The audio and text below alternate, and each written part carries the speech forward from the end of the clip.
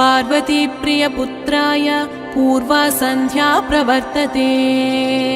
उत्तिष्ठ गजराजस्य कर्तव्यं लोकपालनम्।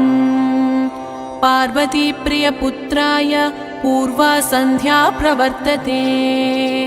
उत्तिष्ठ गजराजस्य कर्तव्यं लोकपालनम्। उत्तिष्ठोत्तिष्ठ विघ्नेश उत्तिष्ठ गणनायक। उत्तिष्ठ गिरिजापुत्र जगतां मङ्गलं कुरु।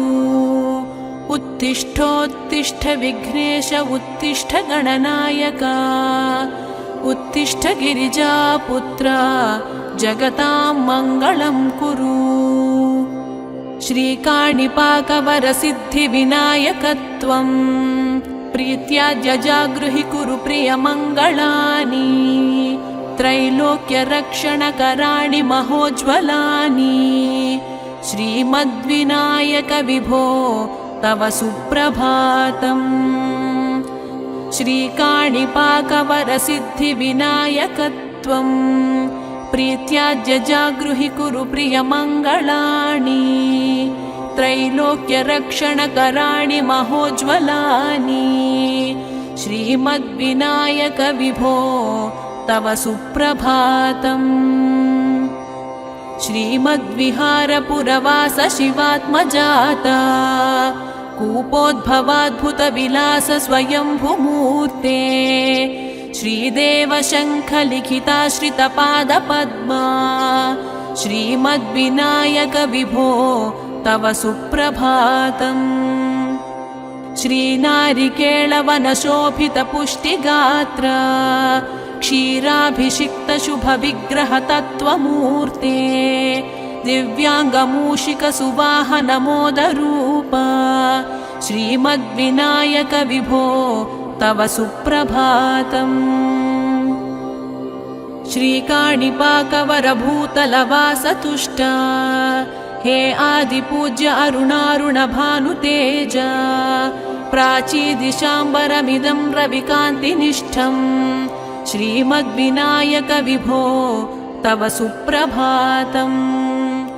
श्रीबाहुदाशुभतरङ्गसुबाहुदत्त सुस्निग्धशीतलकणानपि सङ्गृहीत्य प्राभातवायुरिहयास्यति सेवनाय श्रीमद्विनायक विभो तव सुप्रभातम्। गौरीकराम्बुजसुलालितदिव्यवक्त्रा श्रीकण्ठमानसमुदाकरमोदरूप कैलासशैलशिखरस्थितबालभानो श्रीमद्गणेश्वर विभो तव सुप्रभातम्। दूर्वाङ्कुराणि जलजानि सुपुष्पकाणि बिल्वानि पूजनविधौ च सुसज्जितानि। नित्यार्चनोत्सुकमदोत्कटवारणास्य श्रीमद्गणेश्वर विभो तव सुप्रभातम्।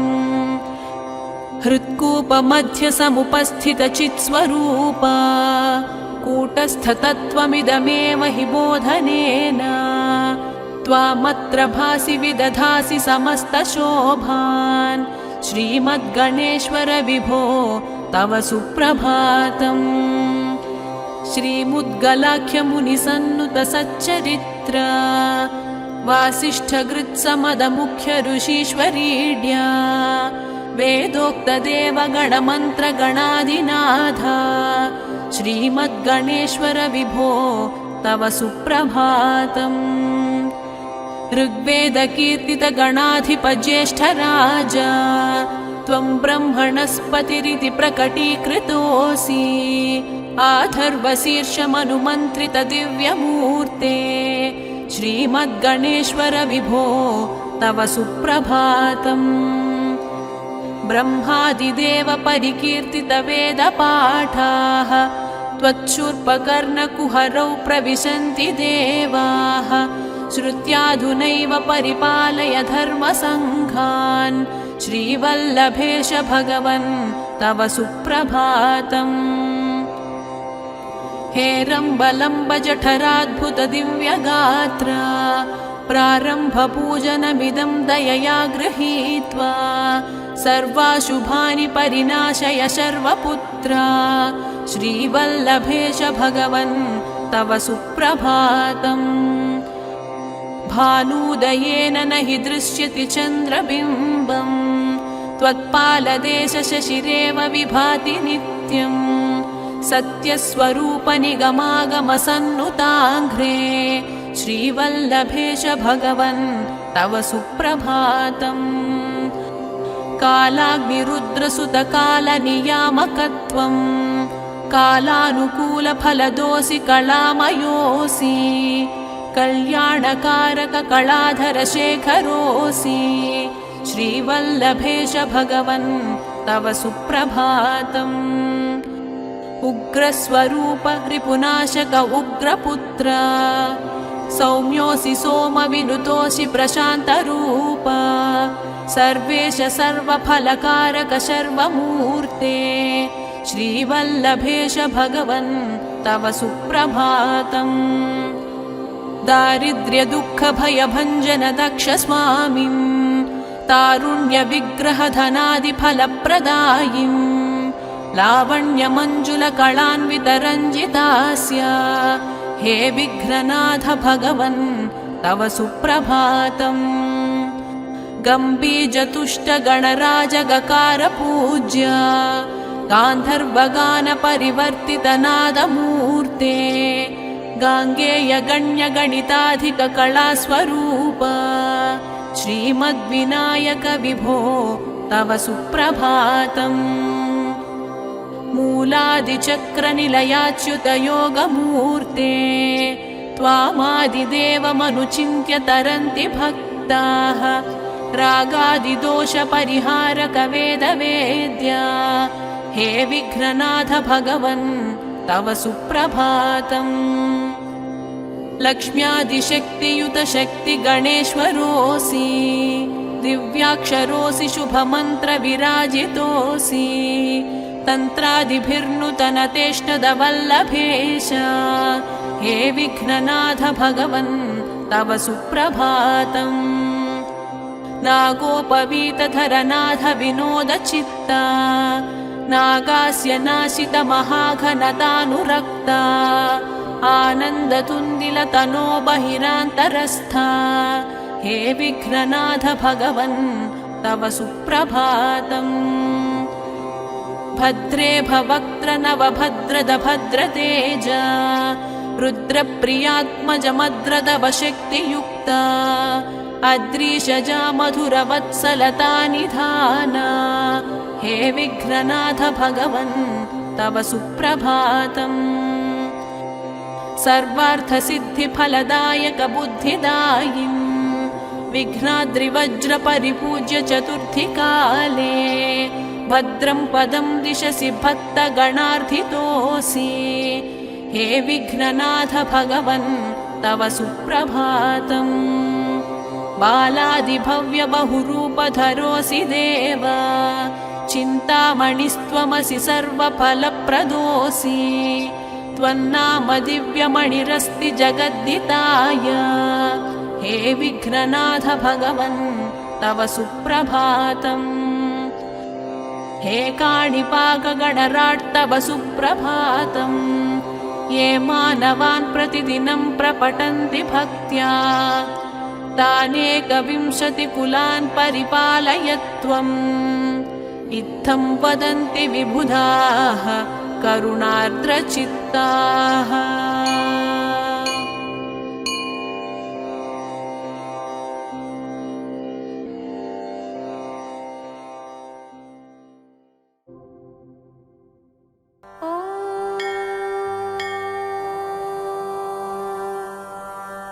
श्री हरिहरपुत्र अय्यप्प सहस्रनाम स्तोत्रम्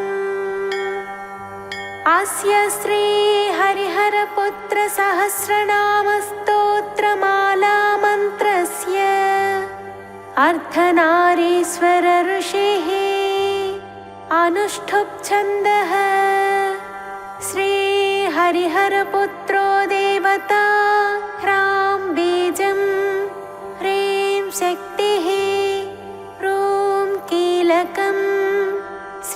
हरिहरपुत्रप्रसादसिद्ध्यर्थे जपे विनियोगः।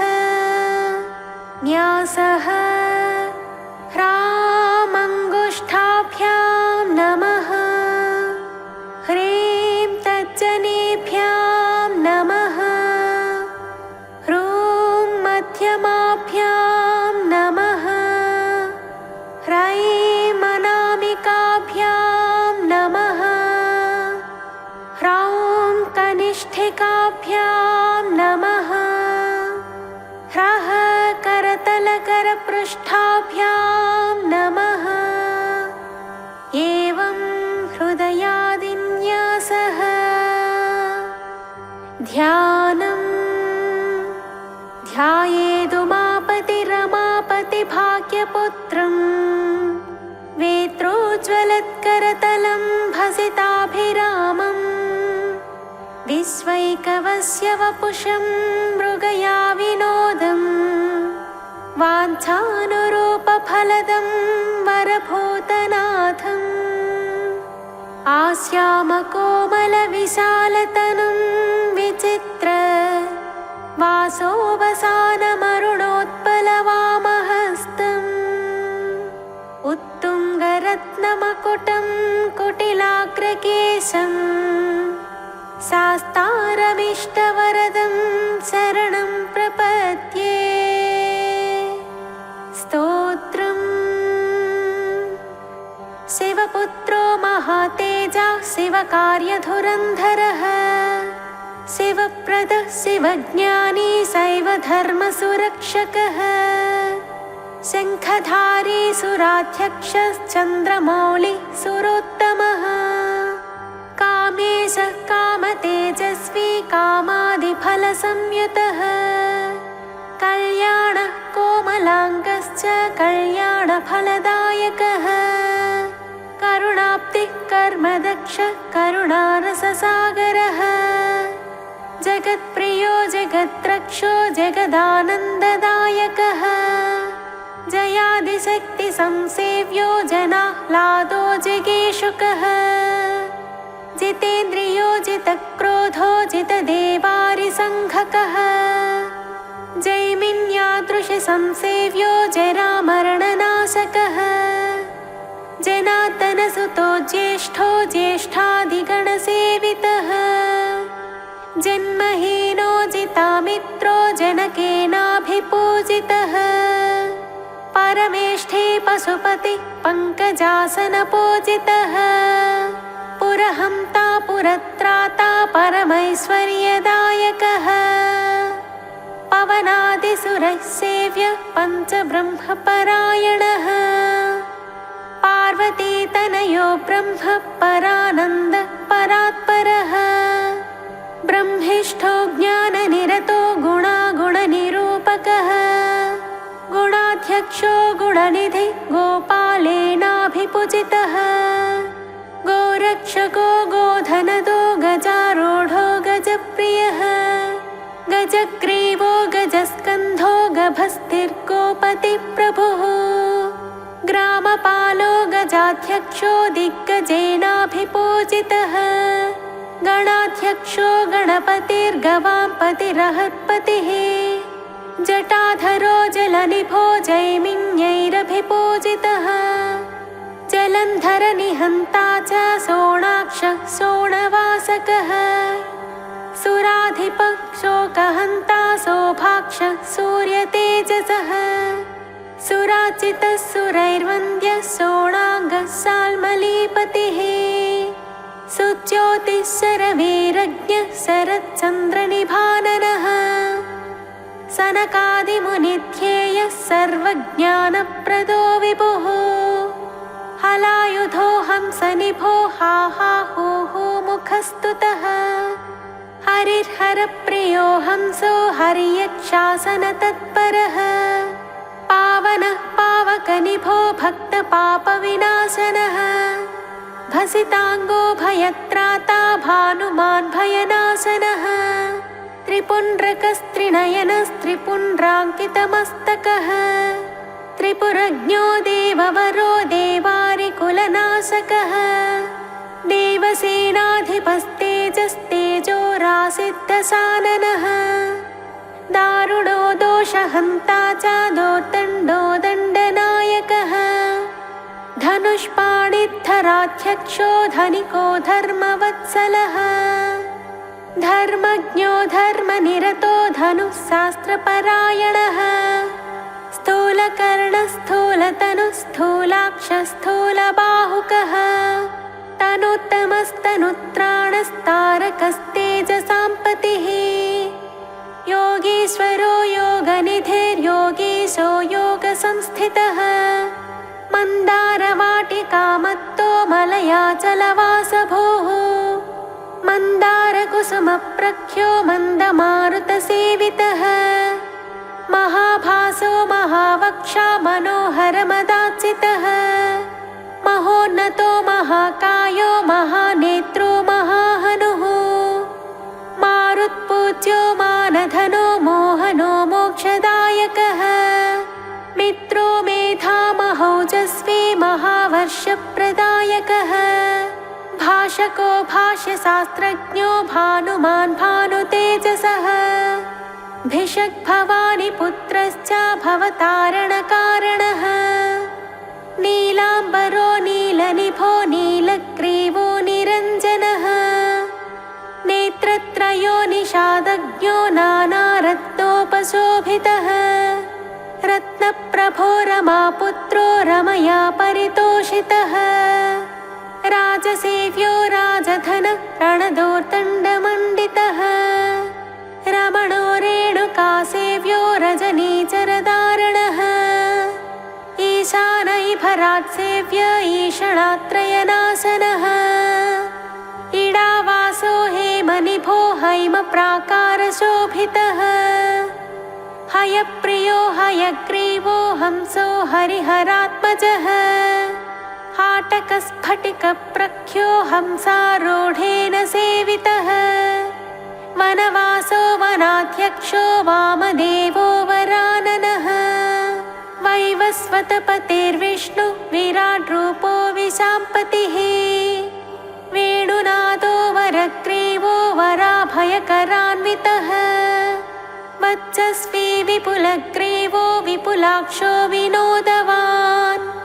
वैणवारण्यवासश्च वामदेवेन सेवितः वेत्रहस्तो वेदनिधिर्वंशदेवो वराङ्गकः ह्रीङ्कारो ह्रीन्मना हृष्टो हिरण्यो हेमसम्भवः हुतासो हुतनिष्पन्नो हृङ्काराकृतिसुप्रभः हव्यवाहो हव्यकरश्चाट्टहासो पराहतः अणुरूपो रूपकरश्चाजरो तनुरूपकः हंसमन्त्रश्च हुतभुक् हेमाम्बरः सुलक्षणः नीपप्रियो नीलवासा निधिपालो निरातपः क्रोडहस्तस्तपस्त्राता तपोरक्षस्तसाह्वयः मोद्धाभिषिक्तो मानी च मन्त्ररूपो मृडो मनुः मेधावी मेधसोमश्नु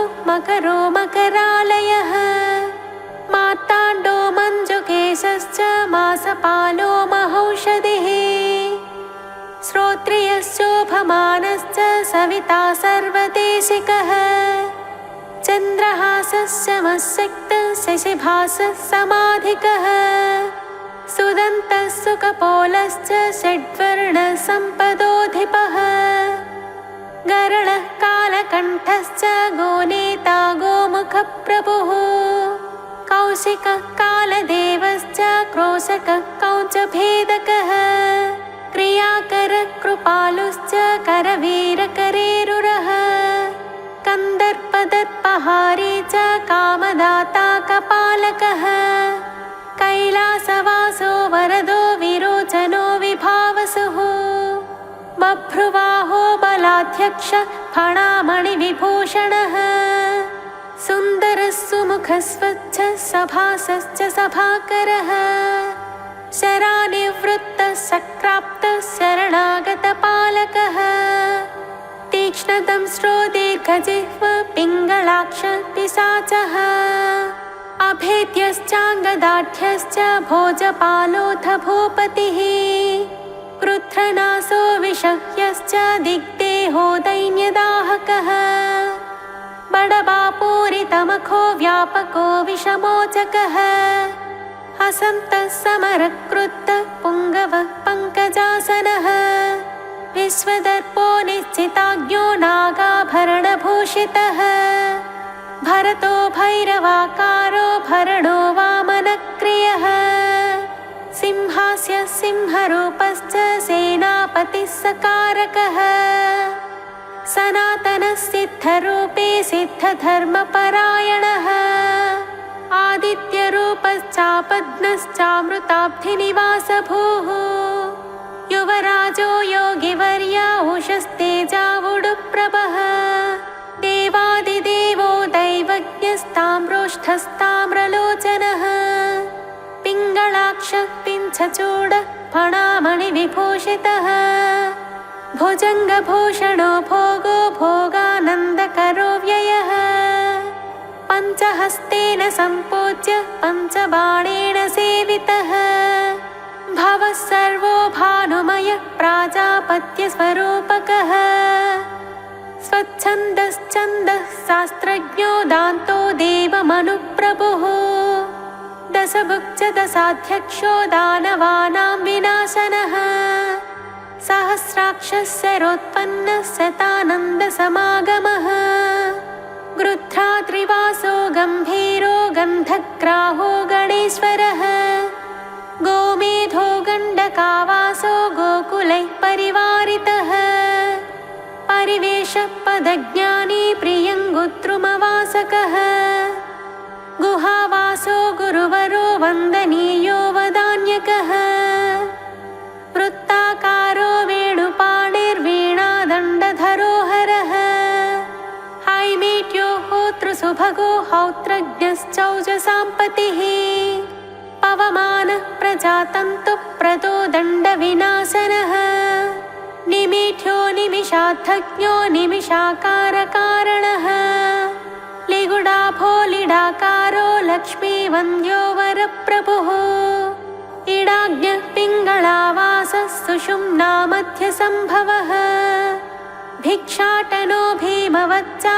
वरकीर्तिः सभेश्वरः वाचातीतो वरनिधिः परिवेत्ता प्रमाणकः अप्रमेयो निरुद्धश्चाप्यनन्तादित्यसुप्रभः वेषप्रियो विषग्राहो वरदानकरोत्तमः विपिनो वेदसारश्च वेदान्तैः परितोषितः वक्रागमो वच्चवचा बलदाता विमानवान् वज्रकान्तो वंशकरो वटुरक्षाविशारदः वप्रक्रीडो विप्रपोच्यो वेलाराशिश्चलालकः कोलाहलक्रोडनेत्रक्रोडास्यश्च कपालभृत् कुञ्जरेट्यो मञ्जुवासा क्रियमाणः क्रियाप्रदः क्रीडानाथः कीलहस्तक्रोशमानो बलाधिकः कनको होतृभागे च खवासः खचरखगः गणको गुणिनिर्दुष्टो गुणत्यागी कुशाधिपः पाटलः पत्रधारी च पलाशः पुत्रवर्धनः पितृसच्चरितः श्रेष्ठः पापभस्मा पुनः शुचिः फालनेत्रः फुल्लकेशः फुल्लकल्हारभूषितः अणिसेव्यः पट्टभद्रः पटुर्वाग्मीवयोधिकः चोरनाट्यश्चोरवेशश्चोरज्ञश्चौर्यवर्धनः चञ्चलाक्षश्चामरको मरीचिर्मदगामिकः मृडाभोमेशवाहश्च मैथिल्यो मोचको मनुः मनुरूपो मन्त्रदेवो मन्त्रराशिर्महाधृडः स्थूपिज्ञो धनदाता च देववन्द्यश्च तारणः यज्ञप्रियो यमाध्यक्ष इभः क्रीडैभीक्षणः दधिप्रियो दुराधर्षो दारुपालो दनुजः दामोदरो दामधरो दक्षिणामूर्तिरूपः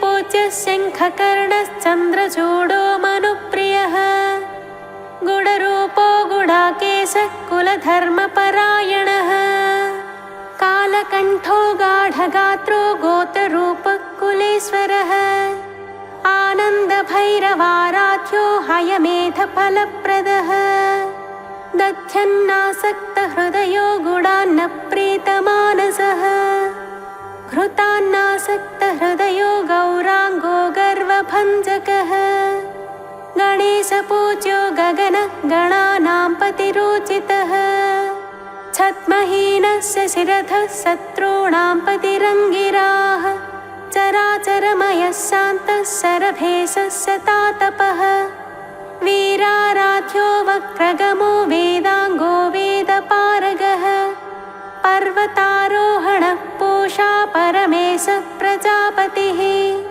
भावज्ञो भवरोगज्ञो भवसागरतारणः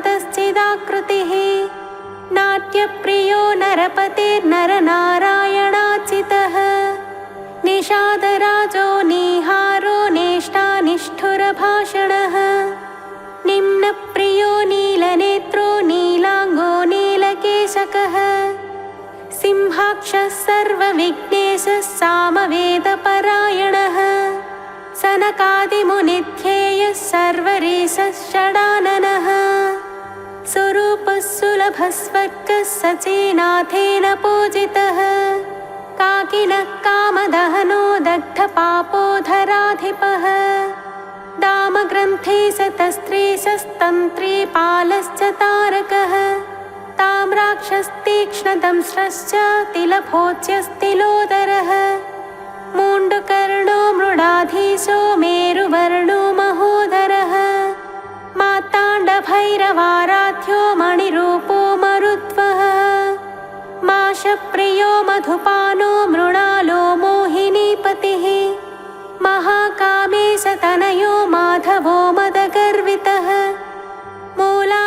मूलाधाराम्बुजावासो मूलविद्यास्वरूपकः स्वाधिष्ठानमयः स्वस्थः स्वस्तिवाक्यश्रुवायुधः मणिपूराब्जनिलयो महाभैरवपूजितः अनाहताब्जरसिको ह्रीङ्काररसपेशलः भ्रूमध्यवासो भ्रूकान्तो भरद्वाजप्रपूजितः सहस्राराम्बुजावासः सविता सामवाचकः मुकुन्दस्य गुणातीतो गुणपूज्यो गुणाश्रयः धन्यश्च धनभृत्ताहो धनदानकराम्बुजः महाशयो महातीतो मायाहीनो मदाचितः माठरो मोक्षफलदः सत्वैरिकुलनाशनः पिङ्गळः पिञ्छचूडश्च पिसिताशपवित्रकः पायसान्नप्रियः पर्वपक्षमासविभाजकः वज्रभूषो वज्रकायो विरिञ्चो वरवक्षणः विज्ञानकलिकावृन्दो विश्वरूपप्रदर्शकः दम्भज्ञो दमघोषज्ञो दासपालस्तपौजसः द्रोणकुम्भाभिषिक्तश्च द्रोहिणासस्तपातुरः महावीरेन्द्रवरदो महासंसारनाशनः लाकिनी हाकिनी लब्धो लवणाम्भोधितारणः काकिलः कालपाशज्ञः कर्मबन्धविमोचकः मोचको मोहनिर्भिन्नो भगराध्यो बृहत्तनुः अक्षयो क्रूरवरदो वक्रागमविनाशनः डाकिनः सूर्यतेजस्वी सर्पभूषश्च सद्गुरुः स्वतन्त्रः सर्वतन्त्रेषु दक्षिणादिगधीश्वरः सच्चिदानन्दकलिकः प्रेमरूपः प्रियङ्करः मिथ्या जगदधिष्ठानो मुक्तिदो मुक्तिरूपकः मुमुक्षुः कर्मफलदो मार्गदक्षोऽथ कर्मठः महाबुद्धो महाशुद्धः सुखवर्णः सुखप्रियः सोमप्रियस्वरप्रीतः पर्वाराधनतत्परः अजपोजनहंसश्च हलपाणिप्रपूजितः अच्युतो वर्धनो वाग्मी वीरवेषो विधुप्रियः लास्यप्रियो लयकरो लाभालाभविवर्जितः पञ्चाननः पञ्चगूढः पञ्चयज्ञफलप्रदः पाशहस्तः पावकेशः पच्चन्यसमगज्जनः पापारिः परमोदारः प्रजेशः पङ्कनाशनः नष्टकर्मा नष्टवैर इष्टसिद्धिप्रदायकः नागाधीशो नष्टपापा इष्टनामविधायकः सामरस्यश्चाप्रमेयः शाषण्डी पर्वतप्रियः पञ्चकृत्यपरः पाता पञ्चपञ्चातिशायिकः पद्माक्षः पद्मवदनः पावकाभः प्रियङ्करः कात्तस्वराङ्गो गौराङ्गो गौरीपुत्रो धनेश्वरः गणेशाश्लिष्टदेहश्च सीतांशुः शुभदीधितिः दक्षध्वंसो दक्षकरो वरः कात्यायनीसुतः सुमुखो मार्गणो गर्भो गर्वभङ्गः कुशासनः कुलपालपतिश्रेष्ठो पवमानः प्रजाधिपः दशप्रियो निर्विकारो दीर्घकायो दिवाकरः भेरीनादप्रियो वृन्दो बृहत्सेनः सुपालकः सुब्रह्मा ब्रह्मरसिको रसज्ञो रजतात्रिभाः तिमिरज्ञो मिहिराभो महानीलसमप्रभः श्रीचन्दनविलिप्ताङ्गः श्रीपुत्र श्रीतरुप्रियः लाक्षावर्णो लसत्कर्णो रजनीध्वंसि सन्निभः बिन्दुप्रियोऽम्बिकापुत्रो बैन्दवो बलनायकः आपन्नतारकस्तप्तस्तप्तकृच्छफलप्रदः मरुद्रुधो महाखर्वश्चिरवासाशिखिप्रियः आयुष्माननघोदूत आयुर्वेदपरायणः हंसः परमहंसश्चाप्यवधूताश्रमप्रियः आशुवेगोऽश्वहृदयो हयधैर्यफलप्रदः सुमुखो दुर्मुखो विज्ञो निर्विज्ञो विज्ञनाशनः आर्यो नाथोर्यमाभासः फल्गुणः पाललोचनः अरातिज्ञो घनग्रीवो ग्रीष्मसूर्यसमप्रभः किरीटी कल्पशास्त्रज्ञः कल्पानलविधायकः ज्ञानविज्ञानफलदो विरिञ्चारिविनाशनः वीरमार्ताण्डवरदो वीरबाहुश्च पूर्वजः वीरसिंहासनो विज्ञो वीरकार्योस्तदानवः नरवीरसुहृद्भ्राता नागरत्नविभूषितः वाचस्पतिः पुरारातिः संवत्तः समरेश्वरः उर्वाग्नेह्युमापुत्र उडुलोकसुरक्षकः शृङ्गाररससम्पूर्णः सिन्दूरतिलकाङ्कितः कुङ्कुमाङ्कितसर्वाङ्गः कालकेयविनाशनः मत्तनागप्रियो नेता नागगन्धर्वपूजितः सुस्वप्नबोधको बोधो गौरी दुःस्वप्ननाशनः चिन्ताराशिपरिध्वंसी चिन्तामणिविभूषितः चराचरजगत्स्रष्टा चलत्कुण्डलकर्णयुक् मुकुरास्यो मूलनिधिर्निधिद्वयनिषेवितः नीराजनप्रीतमनः नीलनेत्रो नयप्रदः केदारेशः किरातश्च कालात्मा कल्पविग्रहः कल्पान्तभैरवाराध्यः काकपत्रसरायुधः कलाकाष्ठास्वरूपश्च ऋतुवर्षादिमासवान् दिनेशमण्डलावासो वासवादिप्रपूजितः बहुलस्तम्भकर्मज्ञः पञ्चाशद्वर्णरूपकः चिन्ताहीनश्चिदाक्रान्तश्चारुपालो हलायुधः बन्धोककुसुमप्रख्य परगर्वविभञ्जनः विद्वत्तमो विराधज्ञः सचित्रश्चित्रकर्मकः सङ्गीतलोलुपमनः स्निग्धगम्भीरगर्जितः तुङ्गवक्त्रस्तवरसश्चाभ्राभो भ्रमरेक्षणः लीलाकमलहस्ताब्जो बालकुन्दविभूषितः लोत्रप्रसवशुद्धाभः शिरीषकुसुमप्रियः त्रासत्राणकरस्तत्त्वं तत्त्ववाक्यार्थबोधकः वर्षीयांश्च विधिस्तुत्यो वेदान्तप्रतिपादकः मूलभूतो मूलतत्त्वं मूलकारणविग्रहः आदिनाथोऽक्षयफलपाणिजन्मापराजितः गानप्रियो गानलोलो महेशो विज्ञमानसः गिरिजास्तन्यरसिको गिरिराजवरस्तुतः पीयूषकुम्भहस्ताब्जः पाशत्यागे चिरन्तनः सुधालालसवक्त्राब्जः सुरध्रुवफलेप्सितः रत्नहाटकभूषाङ्गो रावणादिप्रपूजितः कनत्काले सुप्रीतः क्रौञ्चगर्वविनाशनः अशेषजनसम्मोह आयुर्विद्याफलप्रदः अवबद्धतु कूलाङ्गो हारालङ्कृतकन्धरः केतके कुसुमप्रीतः कलभैः परिवारितः केकाप्रियः कार्तिकेयः सारङ्गनिनदप्रियः चातकालापसन्तुष्टश्च मरीमृगसेवितः आम्रकूटात्रिसञ्चारी चाम्नायफलदायकः धृताक्षसूत्रपाणिश्चाप्यक्षिरोगविनाशनः मुकुन्दपूज्यो मोहाङ्गो मुनिमानसतोषितः तैलाभिषिक्तसुशिरास्तज्जनीमुद्रिकायुतः तटातकामनः प्रीतस्तमो गुणविनाशनः अनामयोऽप्यनादस्य चाचुनाभो हुतप्रियः षाट्कुण्यपरिसम्पूर्णः सप्तास्वादिग्रहैः सुतः वीतशोकप्रसादज्ञः सप्तप्राणवरप्रदः सप्ताच्चिश्च त्रिनयनस्त्रिवेणीफलदायकः कृष्णवत्मा वेदमुखो दारुमण्डलमध्यगः वीरनूपुरपादाब्जो वीरकङ्कणपाणिमान्